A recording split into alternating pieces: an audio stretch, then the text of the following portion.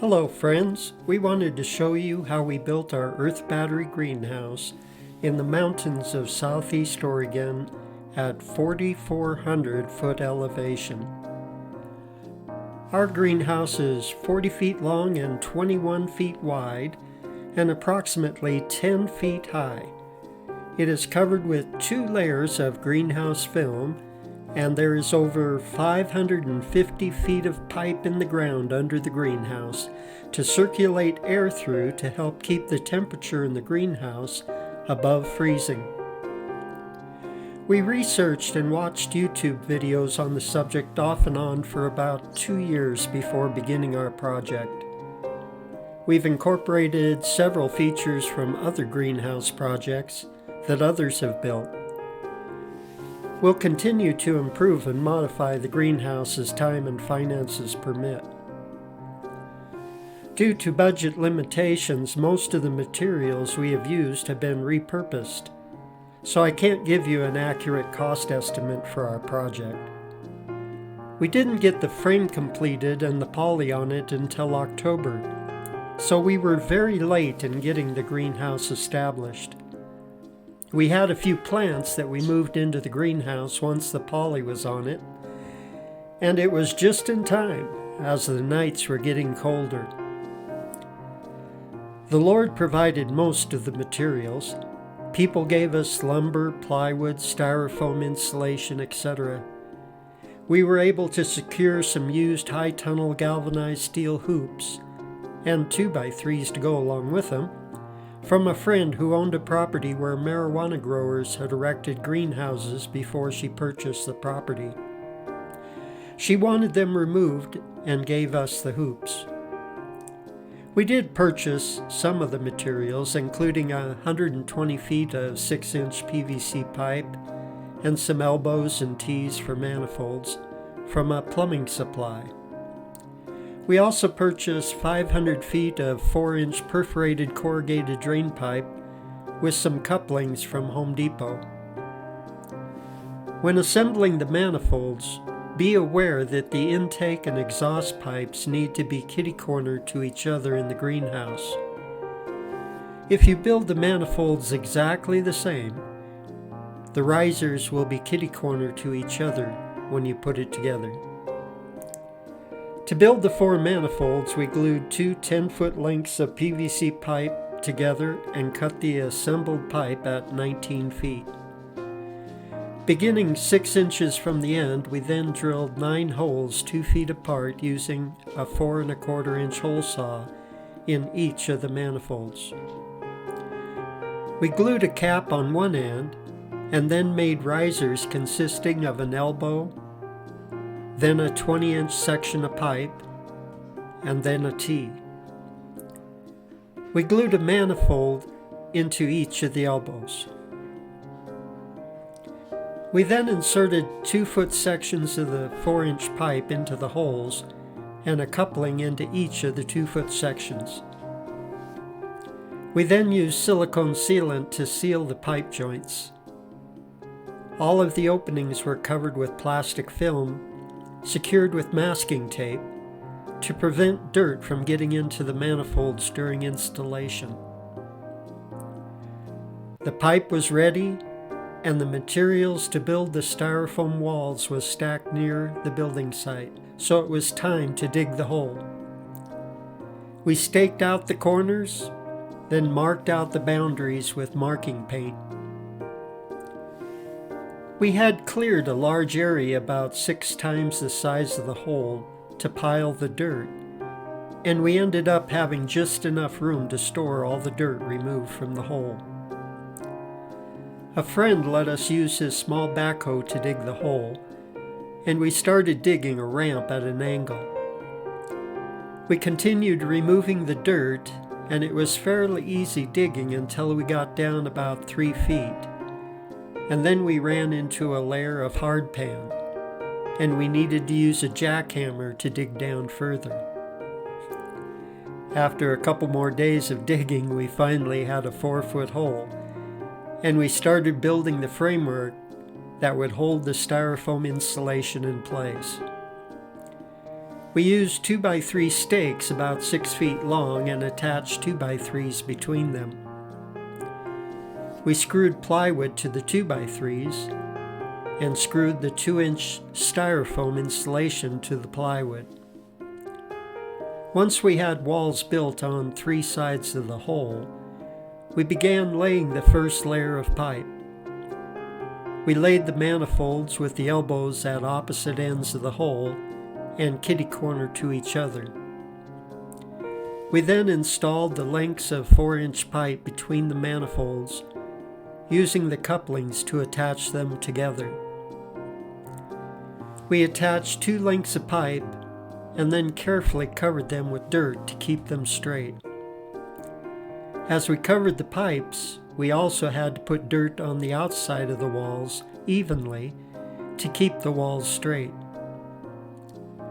We then laid a couple more lengths of pipe and covered them. Finally, we laid the last 3 lengths of pipe. We then built the 4th styrofoam wall. After the first layer of pipe was covered with 2 feet of dirt, we laid the other manifolds and installed the 9 lengths of pipe between them. We installed risers into the T's and covered them with plastic sheeting to keep dirt from getting into the pipes. The first layer of pipes we had covered beginning at the back of the hole and working to the front. The second layer of pipes we began covering from the front of the hole and working our way to the back. We always had to be careful to put an even amount of dirt on the inside and outside of the walls and to keep the pipes straight as they were covered with dirt. We piled dirt on top of the wall to make a ramp so that we could drive over the wall. We continued covering the pipes and working our way down the walls, putting dirt on both sides evenly. Finally, we had all the dirt back in the hole. All the pipes were covered, and only the 2 risers were sticking up. Hallelujah! Praise the Lord. It was now time to build the frame. The first thing we did was to set the 6 4x4 posts 8 foot on center for the north wall. We then cut the posts off level and installed post-to-beam brackets on the posts. Then we installed the 4x6 beams. The poles for the south wall were driven into the ground 5 foot on center, and a 2x4 rail was screwed onto the poles to keep them aligned. The hoops were then inserted into the poles and screwed with a 1/4 inch by 4 inch construction screws into the 4x6 beams. We then installed 1x4 purlins to solidify the roof structure. These were attached with heavy-duty screws. On hindsight, I will be replacing the 1x4s with 2x6s. The roof needs the extra support. I will be using a 1/4 inch by 2.5 inch screws. We then installed the door in the north wall. 4 more 4x4 posts were set in concrete, 2 for the east wall and 2 for the west wall. A 2x6 rail was added under the 2x4 rail on the south wall, and 3 2x4 rails were installed on the north wall. Blocking was installed between the hoops on the north wall to attach wiggle wire to. Rails and blocking were installed on the east and west walls to accommodate wiggle wire. Wiggle wire was then installed, and 2 layers of UV greenhouse film was installed everywhere except the north wall, which was sided with 1 layer of greenhouse film and then metal siding. The north wall was then insulated with styrofoam insulation on the inside and straw bales on the outside. I will be putting a metal roof over the straw bales in the near future. The floor of the greenhouse was covered with black 6mm plastic sheeting which I had repurposed from a previous garden area. A 6-inch duct fan was installed to circulate the air through the underground heat exchanger. A 4-inch fan was installed to inflate the greenhouse between the 2 layers of greenhouse film. This provides an average of 6 inches of airspace for insulation.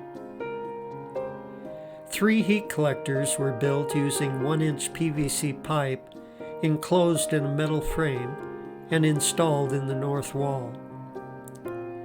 These connected to the underground heat exchanger through a T. A 4-inch fan was added to push the air through the heat collectors. These will help store additional heat underground all summer long. We did not have the luxury of starting out with a fully charged earth battery going into this last winter, but next winter will be different.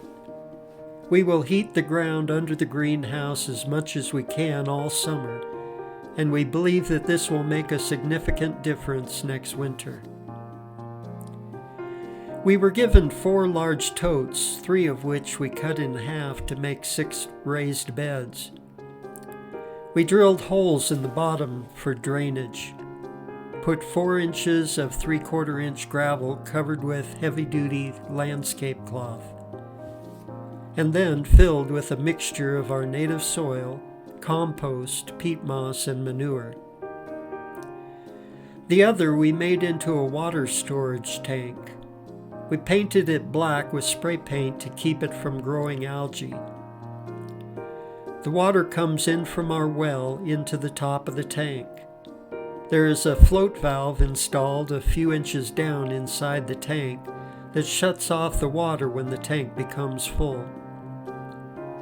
The water warms in the tank and the warm water rises to the top of the tank where it is pumped out with a 12-volt RV pump. We built a small deck on the west end of the greenhouse with table and chairs for enjoying the greenhouse. During the day, the temperature in the greenhouse is usually very comfortable, or maybe a little on the hot side. It's a nice oasis in the middle of winter. We installed LED grow lights to supplement the light in the greenhouse. These made a real difference on the shortest days of the year. If the outside temperature is above 20 at night, the greenhouse can stay above freezing without any supplemental heat. But if the outside temperature falls below 20 degrees, we use a propane heater that is safe for outdoor use. We have managed to keep nearly everything we brought into the greenhouse last October alive through the winter, and have grown lettuce, bok choy, onions, beets, and other vegetables from seed. During the shortest days of the year, they didn't grow very much, but they're growing fine now at the end of February. We have had a cold winter this year. It was 4 degrees outside last night, and the greenhouse is still doing fine. We currently are growing strawberries, raspberries, nectarines, sunflowers, broccoli, cauliflower, potatoes, red cabbage, beets, carrots, onions, green onions, Brussels sprouts, asparagus, kiwi, bok choy, celery, as well as many herbs and flowers. Most of us understand the value of being at least somewhat self-sufficient, and this is one of many practices we have embraced to provide our family with a greater sense of security. So is it worth it? That depends. For us, we love our earth battery greenhouse and thoroughly enjoy working with the soil and the plants, and we love our winter oasis. We've always grown some of our own food, but we found growing plants at this elevation to be very challenging. The greenhouse makes it possible for us to grow some of our food even year-round.